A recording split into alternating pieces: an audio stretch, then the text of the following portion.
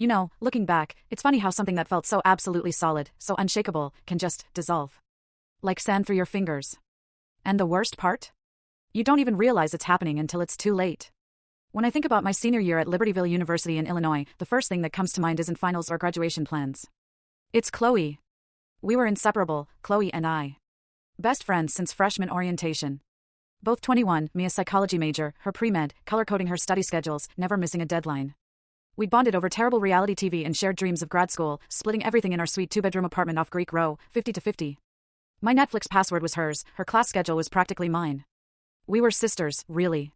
She even knew my coffee order. I worked part-time at the campus bookstore just to afford my half. We trusted each other completely. Then, September rolled around, and Chloe started dating Mark. He was 25, a philosophy major who worked gigs at coffee shops. Something about him felt off from day one. I couldn't quite put my finger on it, but it just gnawed at me. I tried to dismiss it, though, as just me being territorial.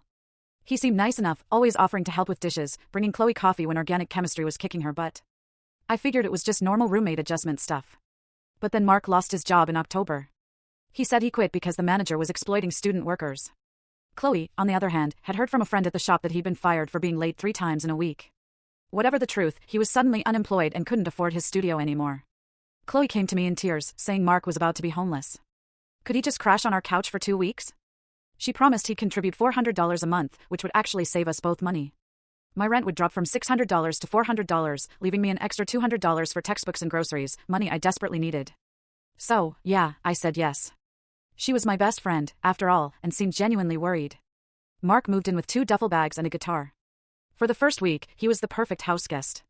Coffee in the mornings, living room spotless, hours on his laptop, supposedly job hunting. Chloe was happier than I'd seen her in ages. But then 2 weeks stretched into 4.